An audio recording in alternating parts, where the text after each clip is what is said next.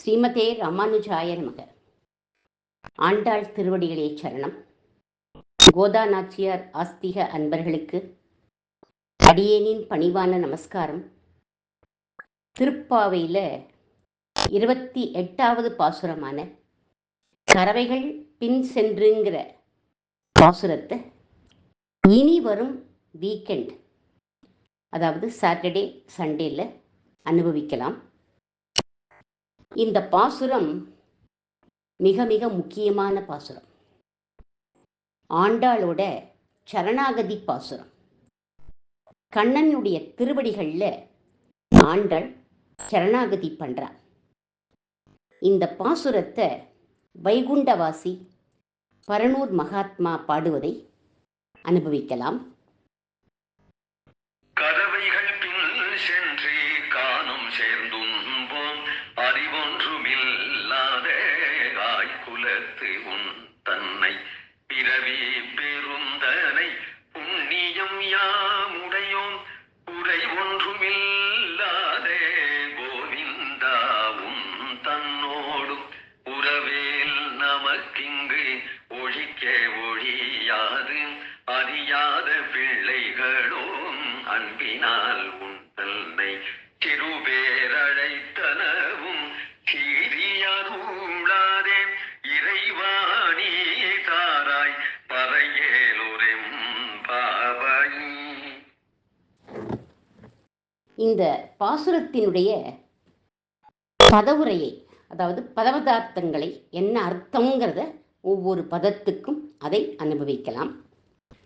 கறவைகள் பின் சென்று. கறவைகள் அப்படின்னா பசுமாடு, எரும மாடு, ஆடு எல்லாமே கறவைகள் கேட்டகரியில் தான் வந்துடும். ஆயர்களான நாங்கள் இந்த கறவைகள் பின்னாடி போவோம் அப்படிங்கிறார். கானம் சேர்ந்து. கானம் அப்படின்னா கானகம், காடு அப்படின்னு அர்த்தம். காட்டுக்கு போய் உண்போம். அறிவொன்னும் இல்லாத ஆய்குலத்து. அறிவு இல்லாத அப்படின்னா ஞானம் இல்லாதன்னு அர்த்தம்.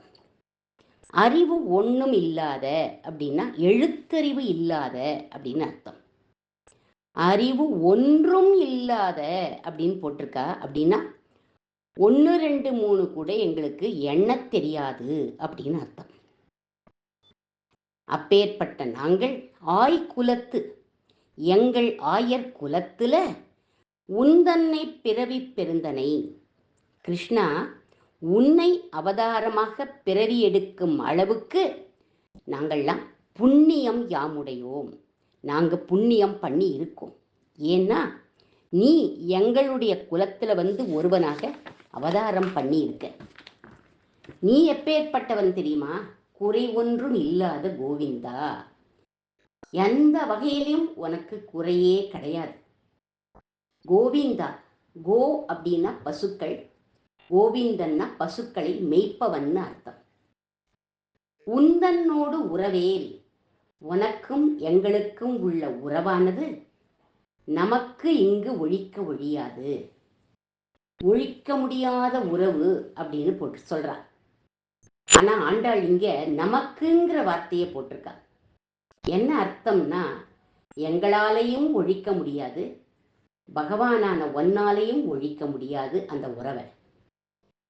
அப்படிப்பட்ட உறவு உனக்கும் எனக்கும் அப்படின்னு இருக்கு அப்படின்னு சொல்றா.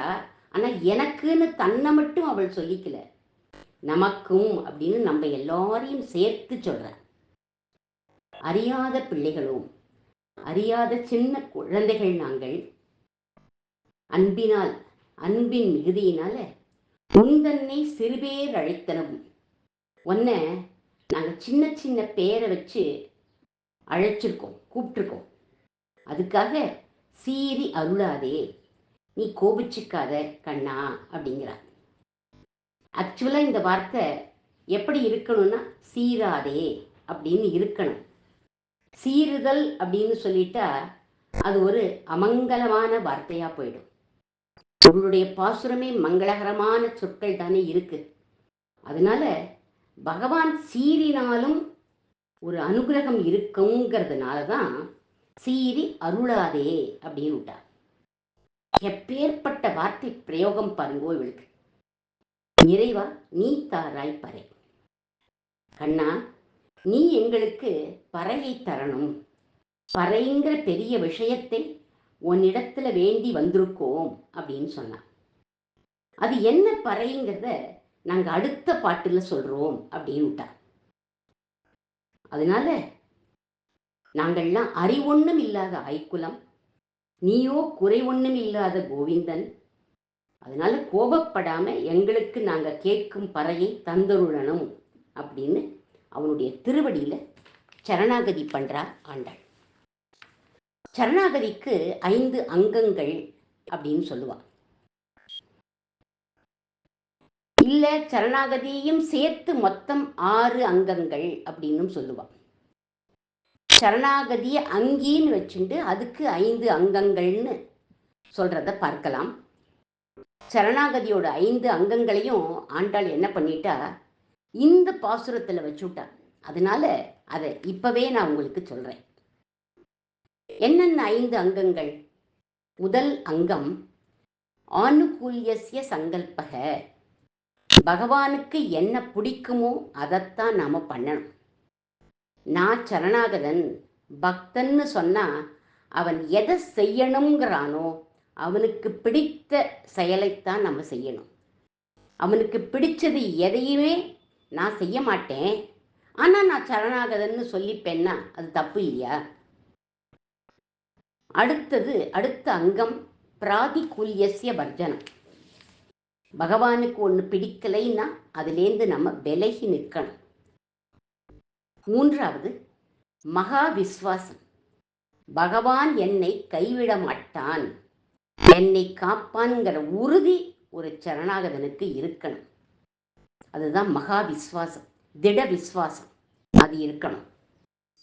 நான்காவதாக கார்பண்யம். நம்ம கிட்ட கைமுதல்ங்கிறதே இருக்கக்கூடாது. நம்மை காப்பாத்திக்க நம்ம முயற்சி எதுவுமே இருக்கக்கூடாது. இன்னொருத்தரையும் நம்ம நாடக்கூடாது. அவன் காப்பான்னு நம்ம இருக்கணும். வேற புகழற்றவனாக இருக்கணும். வேறு ஒரு புகலிடமும் எனக்கு இல்லைன்னு இருக்கணும். இதுதான் கார்பண்யம். ஐந்தாவது அங்கம் கோப்திருத்வ வர்ணம். ஆகிஞ்சன்யம் அனன்ய கதித்வம்னு. ஆகிஞ்சன்யம்னா கை முதல் எதுவும் என்கிட்ட இல்லை. அனன்ய கதித்வம் அப்படின்னா வேற கதியே எனக்கு கிடையாது அப்படின்னு சொல்லி அவன்கிட்ட நம்ம பிரார்த்திக்கணும். இதுதான் சரணாகதியினுடைய 5 அங்கங்கள். இப்படி டெக்னிக்கலா இருக்கே, இதெல்லாம் ஒண்ணுமே எங்களுக்கு புரியலையே அப்படின்னு சொன்னா, இந்த 5 அங்கங்களையும் தான் ஆண்டாள் இந்த பாசுரத்துல வச்சு நமக்கு புரியும்படி பண்ணிட்டா. அதுதான் ஆண்டாளுடைய கிரேட்னஸ். ஆனுகூல்யஸ்ய சங்கல்பம் அப்படின்னு முதல் அங்கம். பெருமாளுக்கு பிடிச்சபடி இருக்கணும். பிடித்தபடி இருக்கணும்னா நம்ம என்ன செய்யணும்? நமக்குன்னு பகவான் என்னென்ன அனுஷ்டானங்களையும் கடமைகளையும் விதிச்சிருக்கானோ அதை நம்ம சரியா செய்யணும். அதை முதல் வரியிலேயே ஆண்டாள் சொல்லிட்டார். கறவைகள் பின் சென்று கானம் சேர்ந்து உண்போம் அப்படின்னு சொல்லிட்டார். அடியார்களான எங்களுக்கு மாடு மேய்க்கணும்னு நீ விதிச்சிருக்க கண்ணா, அந்த கடமையை நாங்க சரியா செய்யறோம் அப்படின்னு சொல்லிட்டார். இரண்டாவது அங்கம் பிராதிகூல்யஸ்ய வர்ஜனம். அவனுக்கு பிடிக்காதுன்னா அதுலேருந்து நம்ம விலகி நிற்கணும். அதற்கு என்ன வார்த்தை போட்டிருக்கா? இப்போ சின்ன சின்ன பேரை சொல்லி கூப்பிட்டுட்டோம், அது உனக்கு பிடிக்கலையான்னா எங்களை மன்னிச்சுடு அப்படிங்கிறார். அத அறியாத பிள்ளைகளும் அன்பினால் உந்தன்னை சிறுபேர் அழைத்தனவும் சீறி அருளாதே அப்படிங்கிற வாக்கியத்தில் வச்சுட்டார். மூன்றாவது மகா விஸ்வாசம். அத எங்க வச்சிருக்கா அப்படின்னா திட பக்திய, திட வைராக்கியத்தை, உந்தன்னோடு உறவேல் நமக்கு இங்கு ஒழிக்க ஒழியாது அப்படிங்கிற வார்த்தைகள்ல வச்சுட்டா. ஒன்னாலையும் எங்களை விட முடியாது, நாங்களும் உன்னை விட்டு போக மாட்டோம், நீ எங்களை காத்தே தீரணும் அப்படிங்கிறா. அந்த விசுவாசம், நம்பிக்கை இருக்கணும். இது 3வது. 4வது கார்பண்யம், ஆகிஞ்சன்யம், அனன்ய கதித்துவமாக இருக்கணும்னு சொன்னோம் இல்லையா? அதை எங்கே வச்சிருக்கா? அறிவொன்னும் இல்லாத ஆய்குலத்து உந்தன்னை பிறவி பெருந்தனை புண்ணியம் யாமுடையோம் அப்படின்னு சொல்லிட்டா. நீதான் எங்களுக்கு ஒரே புண்ணியம், நாங்கள்லாம் அறிவொன்னும் இல்லாத ஆய்குலம். 5வது அங்கம் கோப்திருப்ப வரணம், வாயார பகவான் கிட்ட பிரார்த்திக்கணும், நீதான் ரட்சகன் அப்படின்னு. அதை நாங்கள் எப்படி பிரார்த்திக்கிறா? நாங்கள் அறிவில்லாத ஆய்குலம், நீயோ குறையில்லாத கோவிந்தன், அதனால இறைவா நீ தாராய் பறை அப்படின்னு அவன்கிட்ட பிரார்த்திக்கிறார். நீ பார்த்து எங்களுக்கு பறையை கொடுக்கணும் அப்படின்னு பிரார்த்திக்கிறார். இப்படி சரணாகதியின் 5 அங்கங்களையும் இந்த பாட்டிலேயே வச்சிருக்கா ஆண்டாள். நாளை முதல் விரிவாக இந்த பாசுரத்தை நாம் அனுபவிக்கலாம். ஆண்டாள் திருவடிகளே சரணம்.